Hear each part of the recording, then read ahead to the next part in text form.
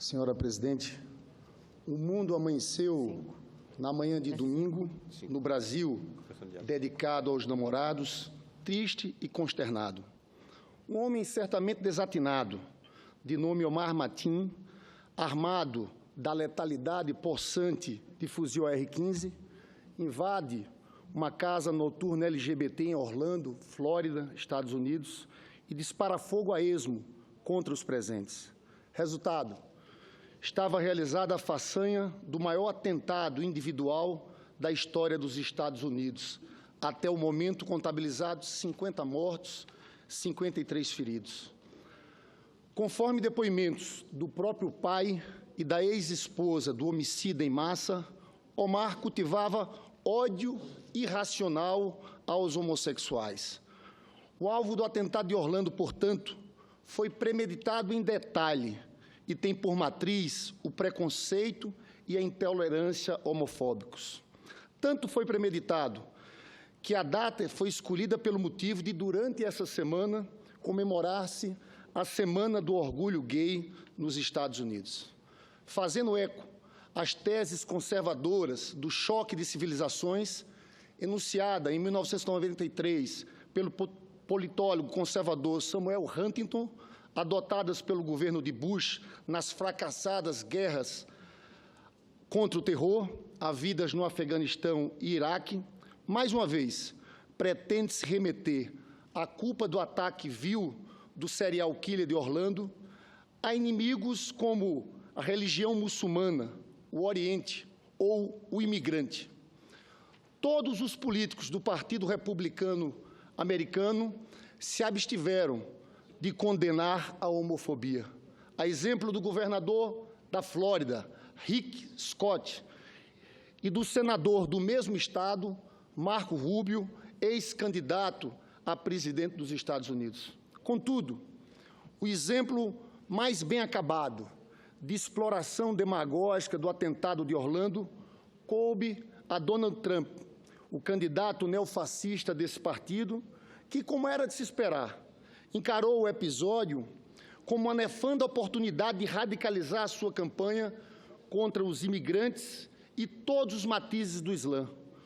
Previsivelmente, os conservadores neocon e a nova e perigosa direita neofascista americana, é verdade, não externaram qualquer palavra de criminalização da homofobia. Em nosso país, na parte sul do hemisfério, o governo brasileiro pronunciou-se oficialmente em nota pública divulgada ontem. A nota é tão curta, senhor presidente, que eu vou ler aqui. O governo brasileiro recebeu com profunda consternação e indignação a notícia do ataque à casa noturna em Orlando, Flórida, que provocou a morte de mais de 50 pessoas e deixou dezenas de feridos. O Consulado-Geral do Brasil em Miami está em estreito contato com as autoridades locais e com a comunidade brasileira em Orlando. Até o momento, não há notícia de brasileiros entre as pessoas vitimadas pelo ataque. Ao transmitir sua solidariedade às famílias das vítimas, ao povo e ao governo norte-americano, o governo brasileiro reafirma seu mais firme repúdio a todo e qualquer ato de terrorismo. Nenhuma motivação, nenhum argumento justifica o recurso a semelhante barbárie assassina.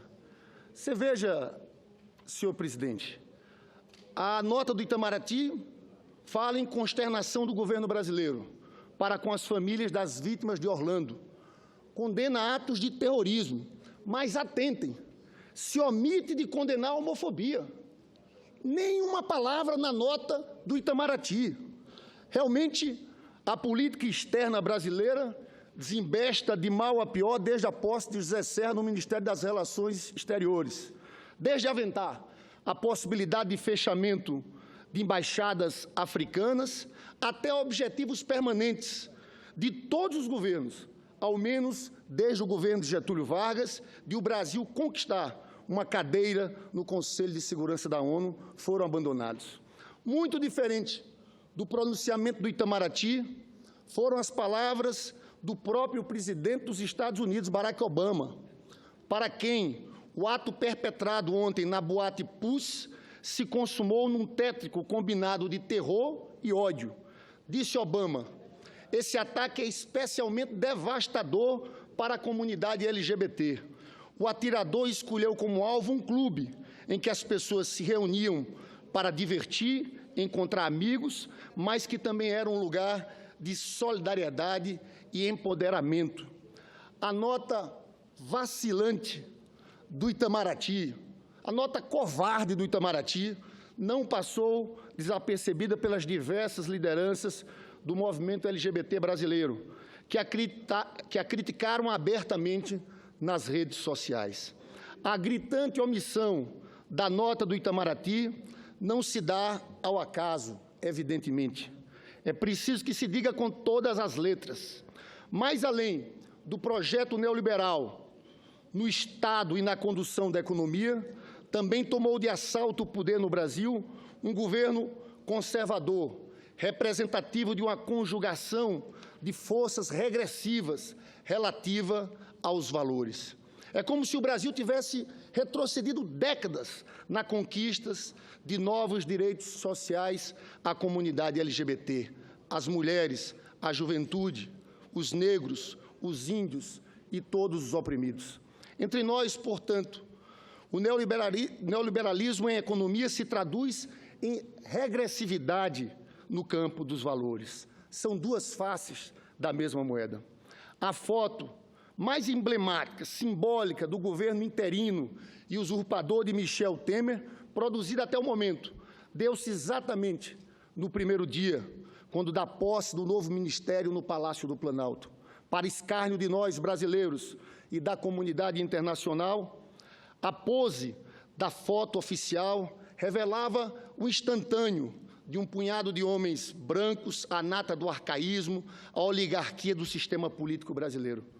Nenhuma mulher, nenhum negro, nenhum jovem no ministério. Essa é a imagem do retrato do governo de Temer, que vai ficar na parede. Parafraseando o maior poeta brasileiro no século XX, como dói essa imagem.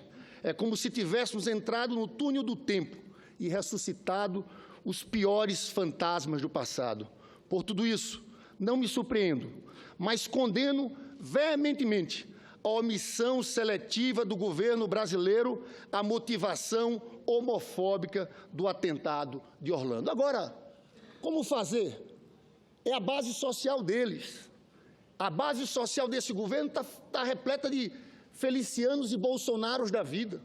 Por isso, a falta de firmeza, num momento tão importante para o mundo, da nota do Itamaraty e do presidente interino Michel Temer. Eu fiz questão, senhor presidente, de subir essa tribuna. Hoje é um dia da comissão do impeachment, nós vamos ter, a partir das 16 horas, os trabalhos da comissão do impeachment, mas eu não poderia deixar de subir essa tribuna para registrar a minha contrariedade com essa posição covarde, vacilante do governo do presidente interino Michel Temer e do ministro de Relações Exteriores, José Serra. Era isso que eu tinha a dizer no dia de hoje. Muito obrigado.